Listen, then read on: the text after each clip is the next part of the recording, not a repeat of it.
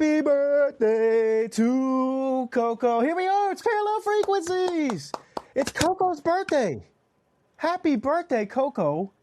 Got the tiara on. Thank you. Got the goddess shirt on. Is that what that said?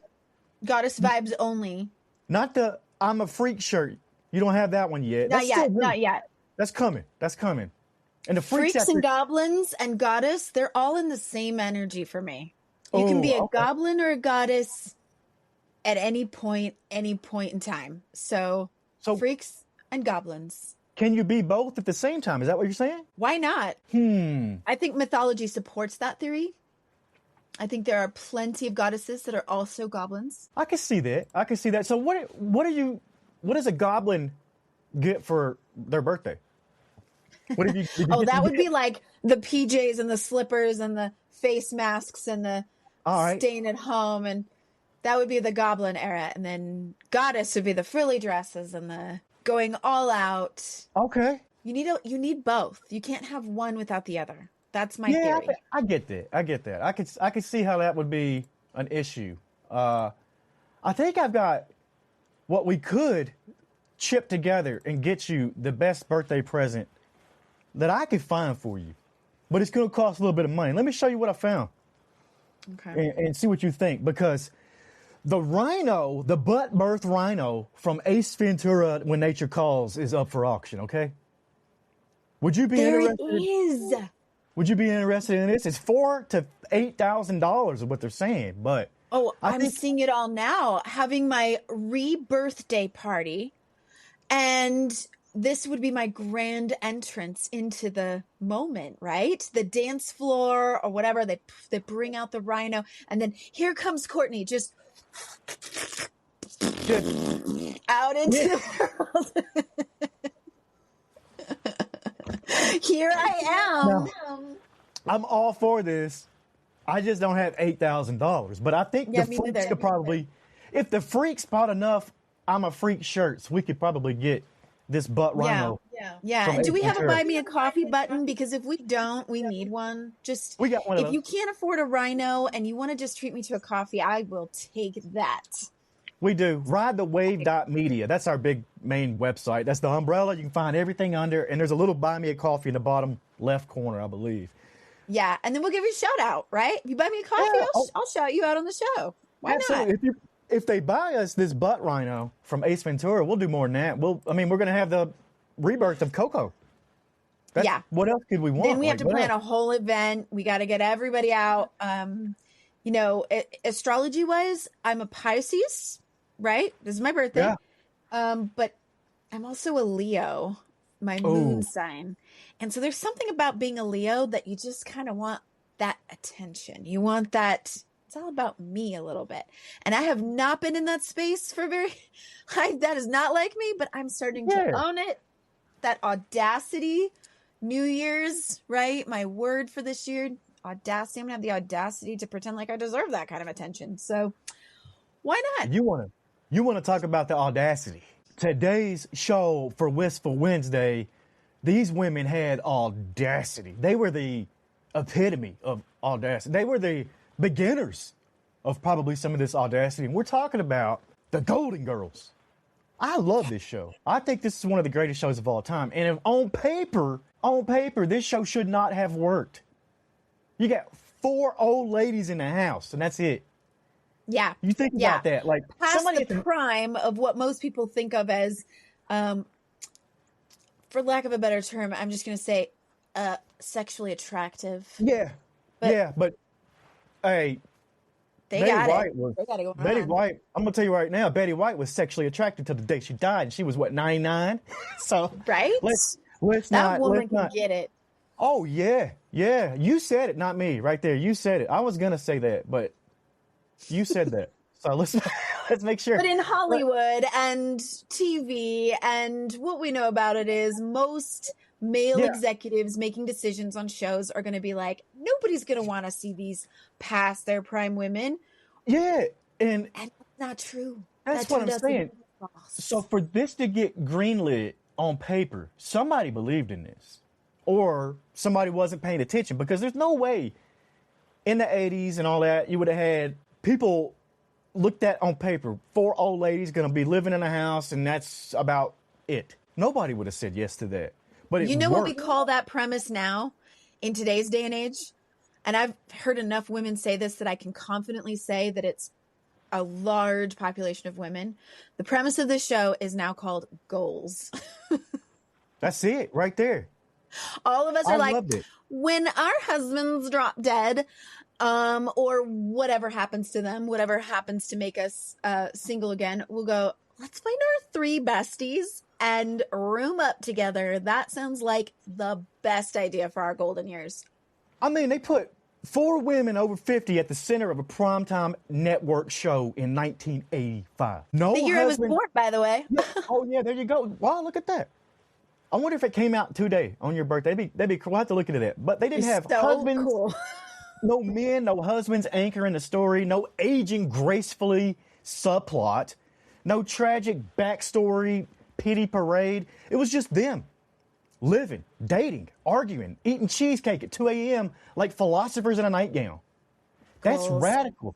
This is a radical idea for the 80s, and this show still hits hard now because of that. Let's break down the characters. Dorothy, tall, dry, razor-sharp assassin of bad logic.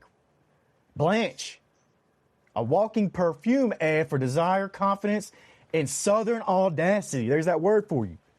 Love it. Rose, sweet, yeah, but don't let that St. Olaf energy fool you. She was emotionally intuitive in ways that caught everybody off guard. Honestly, yeah, that's about the best way to put it for her. And then you had Sophia, the Sicilian sniper. One-liners like switchblades. This woman was Twitter before Twitter was around. Think about it. She was giving out the zingers and stuff like that. These women, though, they weren't archetypes. They were fully dimensional humans. And that's the frequency I want to tune into right now today. What did you think about these characters, these women that we just got to see live? My favorite was getting to do the rewatch, getting to go back and watch. I mean, I've seen this show. I can't even count how many times. In fact, I have a personal story about this show being one of my favorites. It's always been in the background my whole life, obviously. Started in 1985. I was born in 1985, so I'm very familiar with this show. But when I was pregnant with my twins and I had to remain in the hospital for 2 months, I didn't have a lot of options. Now, it wasn't on total bed rest. I could get up and walk around, which was nice, but had to stay at the hospital for 2 months before they were born. And Golden Girls was one of my shows. I've already talked about Naked and Afraid. That was one that I spent every night watching before bed. But Golden Girls was always on. Just happened to be on the TV. One of the best things about being in the hospital is they got the TV, and that show would come on every night. And it was like my fall asleep show. I swear, subconsciously, my twins, who are now 7, turning 8, when the theme song comes on, I swear they react. I swear they're like, wait, that sounds familiar. I remember some version of that in sort of a muffled tone somewhere in my past. But singing the theme song is our family fun thing. But yeah, how do you think that a show like this, everybody kind of likes to do the which character are you? How much do you think it influenced shows like Sex and the City, which you get 4 women again, best friends, and living their lives together? Golden Girls paved the way for women sitcoms, women television shows, women-led movies. Let's not steer away from that and acknowledge it. These 4 women right here were pioneers for anybody that really came after them, and I don't think you'd find anybody on the All's Fair cast or any of these other women-led shows that would say, oh, none of those 4 women, no, they didn't influence me at all. Yeah. These women influenced men. It's not just like they influenced other women, but they showed that you could rise above all of this in a time when, like I said, it wouldn't have really been, it'd have been looked down upon. I mean, honestly, it would have. And that's just being straight up blunt about it. I gotta tell you, I'm just imagining it being pitched in an office full of executives and them being like, you're going to put who on television? And the plot is what? Yeah. But it was nice that B. Arthur and my gosh, I'm totally blanking on her name. Blanche. Yes, they came from their shows previous to this, Maud Estelle and Getty. That's right. And then they were flowing into this role and into this show with probably some audience, some people that recognize B. Arthur as a comedian, and she's hilarious. Oh my gosh, she's in a movie. What was that movie that she played like a Roman? Was it Life of Brian or Monty Python? I'm trying to pull it out of my own head without Google, so apologies if I get it wrong. But there was this scene where she was playing this Roman woman in a window, and she killed it. She was a small part in the movie. And you just see how absolutely funny she is, that quick wit. And I always thought, because she was made fun of a lot, Blanche and Sophia like to team up and tease about how she's alone every Saturday night. And as a kid, you're looking at her and saying, wow, she's really tall. Maybe she's too tall to get dates. I don't know. You're trying to figure that out. As a young girl looking at this woman, looking at it now from my perspective as an adult woman, I'm going, she is the most amazing character probably in there. Most interesting. Her wardrobe, she wore these like business attire dresses. Yeah. What? I would love to know where to buy those dresses for me. I'm at my age now. I think I'm like business style, giant collars. I could do without the shoulder pads, but still, the style was on point. I loved it. Dorothy's got it going on. Shoulder pads have kind of went out. They've kind of gone now. You don't see too many of that. Too many shoulder pads and things anymore. I was actually going to talk about that on our episode yesterday, All's Fair, when we talked about women, in a business role, being lawyers, and you think back to like the movie Working Girl, and a lot of what you see on Golden Girls is that in order for a woman to step into a executive position or what was previously men's work, whatever you want to call that, they felt like they had to be more masculine in order to fit in. So they brought in the shoulder pads to look a little bit more masculine, or a little bit more like, I want to be taken seriously. And I was really glad to see that the women in All's Fair didn't necessarily play into that role. They didn't feel like they had to be, although there's plenty of competitiveness going on in that show. They didn't feel like they had to step into just, this is a man's world, so I got to behave as a man. They definitely were like, no, we're going to do this our way. It's a feminine way of doing things. So that's where shoulder pads kind of come into that play a little bit. I like that. You making that up, or you actually? No, you actually looked at. You researched that? Okay. About it. Yeah. Okay. I can't pull that. I can't pull that resource out at this moment in time, but I've actually seen them talk about the invention of the shoulder pads. Yeah. Let's talk about this though, because we grew up being told that youth is the currency, but the Golden Girls said wisdom is the real flex. Experience is the flex. Surviving heartbreak and still showing up to brunch, that's the flex. How many shows today give older women actual interior lives, not as grandmas in the background or comic relief, but as the protagonist with desire, regret, ambition, grief, insecurity, lust? Because they had it all right here. This show, they weren't afraid of the age. It wasn't afraid of making menopause jokes. It wasn't afraid of conversation about AIDS, racism, immigration. And this was all in the 80s on NBC with a laugh track. That's what's wild to me. This show, Golden Girls, was so much more than what they gave it on the looking at it from a big view and from inside. But what do you think about that?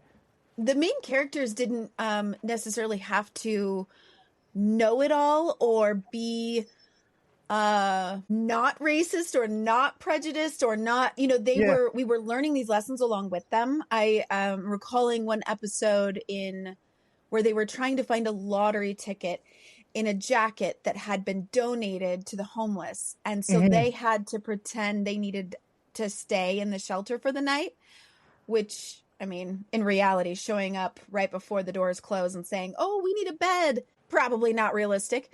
But they got to spend a night, on cots in this shelter and kind of face some of their own prejudices against the homeless, or, Sophia saw one of her friends from Shady Pines in the shelter and said, "What are you doing here?" And she says, "The money dried up. There was no one left. And I'm here because I have nowhere else to go." And Rose got to speak with a man who was also from St. Olaf, but he said, "I was laid off, and who wants to hire a 55-year-old, hotel porter?" And so I had nowhere to go. So I made my way to Miami because at least it's warmer here if I have to be outside or if I have to be homeless or unhoused.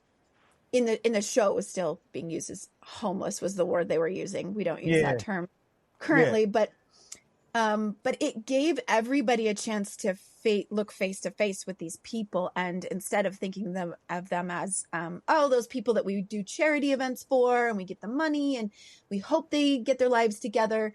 Now they're spending the night with them. They're in cots with them.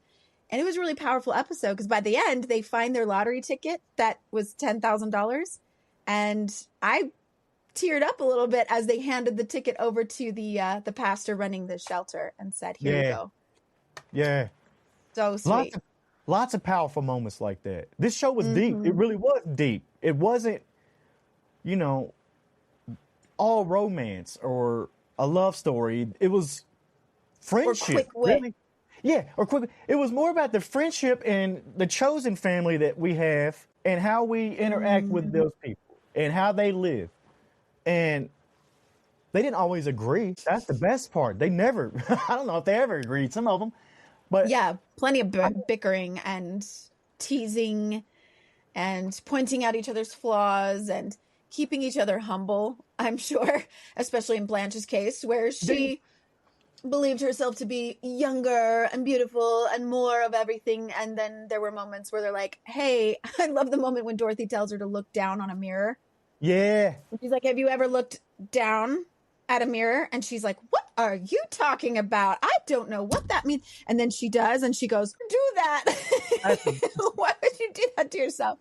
Well, let's talk about Blanche for a second because she was revolutionary on here. She was unapologetically sexual. She dated younger men. She had standards, though. It wasn't like she was, a floozy or whatever you want to call it. I think she does probably get called that at some point, but not by me. Sure. Not by us. Yeah, but that was kind of rare because she had insecurities too. And even now, even in 2026, that's what year we're in now, which, what is that, 40 years ago, the Golden Girls came out? That's crazy. 41. Even in 2026, how many female characters are allowed to want desire without being framed as tragic or reckless or a slut? Let's just be honest. Yeah. But that's honest. Like, how many? Can you name anybody out there? Not. Maybe our freaks will come up with somebody that's on TV or in the movies who gets away with all this, but isn't necessarily framed in a negative light because you don't have to be. She was just living her life. She was just being Blanche. And then you got Dorothy. She's every person who's ever been told they're too much, too tall, too smart, too sarcastic. But she also had boundaries. And that's power. She wasn't shrinking to fit anyone's comfort. That's power to me. Yeah. Yeah. To show up authentically, just I'm allowed to be here. I'm allowed to take up space and I don't have to be anything that anybody expects me to be. There's plenty of times where she's cut down and she's tried to be made to feel less than, and usually by her own mother. So that hits close to home for a lot of people because they're like, "Oh, I know what it's like to be ragged on and not feel like enough with my own mother," for sure. Yeah. But then to have also this total understanding of the love, that everything is done in love, and that I don't have to let those cutting comments bother me if I'm secure in myself. And I can see the person giving those comments to me as just a way of showing love. If I would like to choose to see it that way. Yeah. Yeah. You got Rose over here. She was the naive one. The heart. She believed in people. She forgave. She processed pain slowly and honestly. You ever notice that the strongest people in your life are sometimes the softest? Kind of like a rose? Yeah. Kind of shows you, like, for her, strength doesn't always roar like a freaking lion. Doesn't have to. Because she's a lioness. Let's be real. She's a lioness. but she doesn't have to be Yes. loud. Sophia, though, oh my God, that elder energy, the I've survived war, loss, immigration, and your nonsense kind of vibe. That's what she gives across the entire show. I don't even think she was the oldest cast member. Weren't the other ones actually older Yeah, I'm than... pretty sure she was the youngest. Yeah. Still get if I remember my facts right.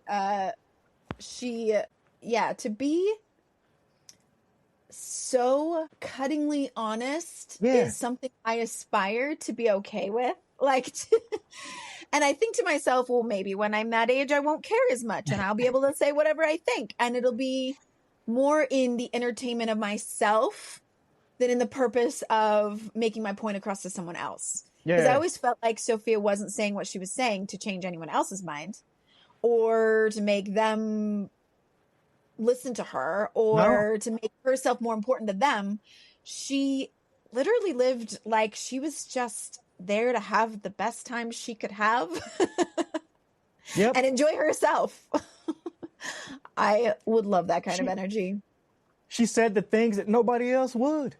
That's what she was doing. That's what she was on the show, saying the stuff that nobody else would. Let's zoom out, though, because why does this show still resonate now? Aging is universal. Loneliness is universal. Reinventing yourself after divorce, death, or disappointment, that's universal. But they didn't treat any of this stuff like a tragedy.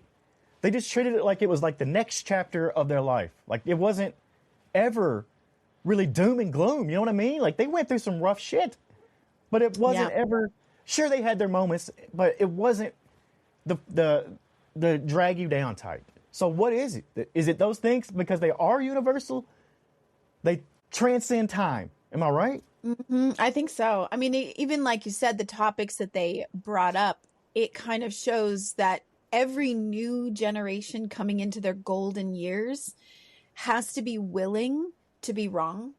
Yeah. To look at the world a little bit differently. I mean, if let's say you've gone that long in your life, having never met or had a conversation with a gay person, but to be presented with the opportunity to say, oh, that's all right. Yeah, you get to do you. And I'm okay with that. I watched the episode with Rose gets told that lesbian is falling in love with her. A friend of Dorothy's has come to visit and she's a lesbian. She wasn't really open about it. She wasn't sure she wanted to tell everybody she was a lesbian, but she got really close with Rose and had the opportunity to say, I think I'm kind of more fond of you than just friendship. And Rose had the opportunity to look at that and decide, what does she want? How does she want to respond to that? And say, I'm really flattered. And if I was attracted to women, I would be really, really flattered and honored to be in a relationship with someone like you. Unfortunately, I'm not. So just, can we be friends? And left it at that. And it was an amazing opportunity. So I hope it's a timeless show because each new generation who comes into their golden years can look at it and say, oh, I still have a lot of life left to live. I'm not dead. I can love, I can lose, I can try again. I can do things for the very first time. Dorothy steps on a stage and tries comedy for the first time because it was a bucket list thing she'd always wanted to do. Yeah. And it's never too late. So live your life and also be willing and open to learning and challenging your previously held beliefs if need be. Yeah. There's a scene where they're sitting around the kitchen table at night, cheesecake in hand, talking about fear, and it feels like therapy. But without the Instagram quotes, just honesty. It's real. But that's what I loved about this show. It trusted the audience. It didn't dumb down the complex conversations. Really, the jokes and stuff that Sophia and everybody else was doing carried the truth in it instead of avoiding it. And that was something that was strong. Here's something personal for you. I've been in a room with legends, might be a little older. Youth is currency. I've seen that. I've been in Hollywood, let's just say.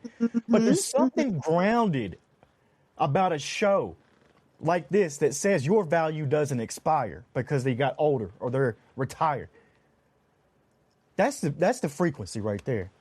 Your value does not expire, no matter what. No. If you feel overlooked, I think it escalates. Yeah. I had a conversation with a woman who is one of my mentors. She's a little bit older than I am. I won't say how old. Leave that up to her. But she was told, and she does a lot of the same work that I do in the healing world, energy healing and that. And she was saying that someone actually told her, what are you still doing this for? Why are you doing this? You need to retire. You need to be done. Women your age shouldn't be doing this. And I said, that is so completely the opposite of what I believe. Because I believe that, especially the type of work that we do, it's for the older women. It's for the women who've lived, who've lost, who've had grief, who've been through it, who've been wounded, and have learned from that and are ready to bring that kind of healing and light to the world in whatever way that they can. And at her age or my age, I know it's my birthday, so I'm kind of looking at my life, reflecting on what have I done? Where am I at now? Where am I headed? It is about that triple goddess archetype. You have the maiden. The maiden is useful and valuable in the ways that they are useful. You have the mother. And whether they're actually a mother or just in the stage of a mother, where they're nurturing and caring and getting things ready for themselves. And then you have the phase of the crone. And a lot of people like to devalue that because it's not a physically, I don't know, fertile age, let's say. Am I being diplomatic here? And you don't have to be.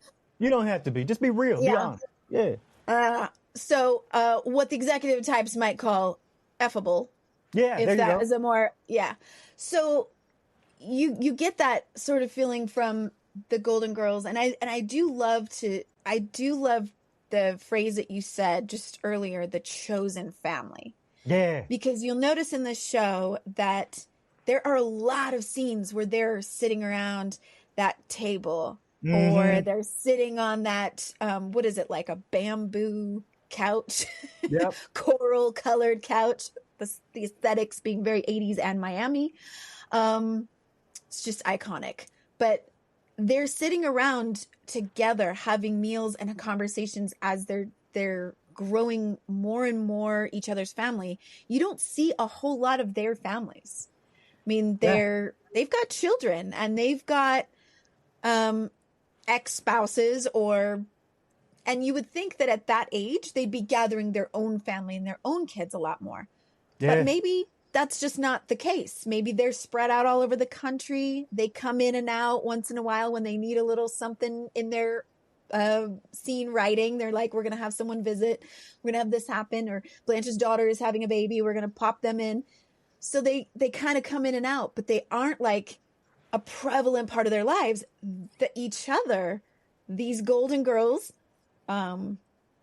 being roommates together and eating cheesecake at 2 a.m. in their kitchen, they are their chosen family. And how powerful it can be to go through all that they've been through in this show. They have Rose loses her job at one point. She doesn't know how she's going to make ends meet.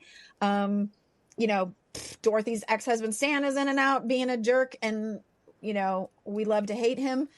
So they're going through their shit, like you said, but they always have each other. They always come back together as their chosen family. So there's a lot to be said for that. Imagine if they rebooted this right now today, not as a gimmick, but as a real exploration of some women in their 60s navigating dating apps, healthcare, social media, and maybe even throw in some political chaos. Like, what would that be like? I'd watch it. Yeah. I think we need that. Actually, we might need that show. It kind of reminds me of Leanne, the new show that the comedian Leanne she's doing. She's kind of in her Golden Girl age. Her kids are grown up. Her husband has decided to divorce her after all that time, and so she's got to try to figure things out.